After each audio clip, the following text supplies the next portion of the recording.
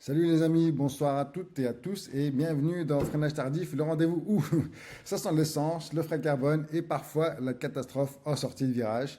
Alors ce soir, direction Montréal pour une séance d'essai libre complètement folle sur le circuit Gilles Villeneuve. Des murs, des drapeaux jaunes, une marmotte qui a failli devenir pilote du jour et une Mercedes qui a mis tout le monde d'accord dès le premier tour. Bref, la Formule 1, vous l'avez compris, est arrivée au Canada.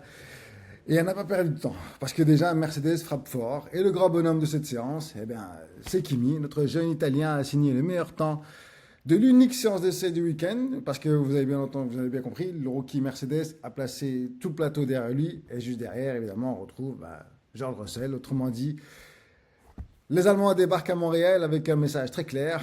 Le week-end, c'est nous qui donnons le rythme, et Russell, justement, a quand même eu une petite montée d'adrénaline dans les premiers virages. Une perte de contrôle, un léger contact avec le mur, et pendant une demi-seconde, tout le stand Mercedes a dû arrêter de respirer. Après, plus de peur que de mal, la voiture repart et surtout, la vitesse, elle est là et on peut le constater.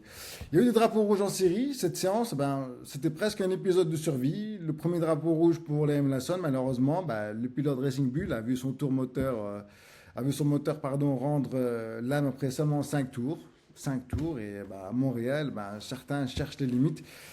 Eh bien, lui, je dirais qu'il cherchait surtout comment rentrer au stand, parce que les soucis mécaniques, ils ont continué avec Franco Colapinto chez Alpine. Et un seul tour pour l'Argentin avant que son moteur Mercedes, c'est bon de le rappeler, décide lui aussi de prendre la tangente et la pause de week-end. Autant dire qu'on n'a absolument aucune idée du niveau d'Alpine pour le moment. Et alors là, une scène totalement lunaire, parce que pendant longtemps on a été privé d'images, mais Albon part dans le mur en essayant d'éviter une marmotte sur la piste. Parce que oui, le Grand Prix du Canada nous rappelle chaque année qu'ici, même la faune locale, elle veut participer au spectacle. Alors heureusement, l'animal va bien, il va très bien. Par contre, la Williams, un peu moins, et ça va faire un petit peu des pépettes à sortir de la poche. Et puis le troisième drapeau rouge, il a été causé par Esteban Ocon. Il mord le vibreur au virage 5 et il perd la voiture et il termine dans le mur. Un aileron à changer, 200 000 euros comme ça qui vont partir à la fumée. Des débris partout, une séance interrompue et week-end qui commence franchement de travers.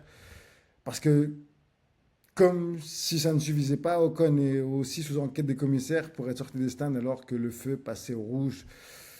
J'ai envie de dire pour Ocon, qui vit un week-end un petit peu tourmenté avec des rumeurs qui brisent dans le paddock le concernant, quand ça veut pas, eh bien ça veut pas.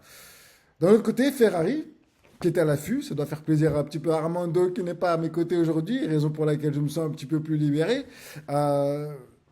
McLaren est aussi plus discrète. Derrière les Mercedes, Ferrari reste en embuscade, certes, toujours un gros écart au niveau de la performance, mais Hamilton cite quand même le troisième temps devant Charles Leclerc. La Suco derrière, j'ai envie de dire, comme chaque essai, elle semble dans le coup.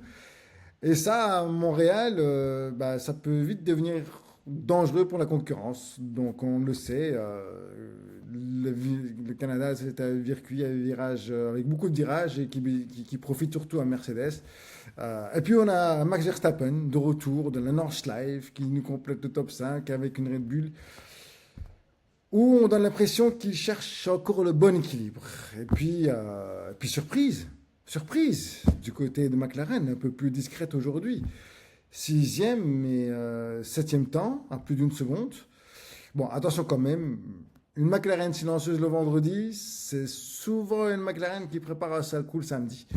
En conclusion, une seule séance, mais déjà énormément d'enseignements. Mercedes impressionne, Ferrari répond présent, Red Bull observe, et McLaren cache peut-être son jeu. Et pendant ce temps-là, Montréal, lui, continue de rappeler pourquoi ce circuit il est unique. Ici, le mur, il n'est jamais loin. Et même les marmottes peuvent provoquer un drapeau rouge. Alors, les qualifications sprint auront eu lieu tout à l'heure à 22 heures, heure française. Et autant vous dire qu'on risque encore d'avoir du spectacle. Alors, restez avec nos freinages tardifs. Là, on attaque chaque actu comme un freinage à la dernière minute.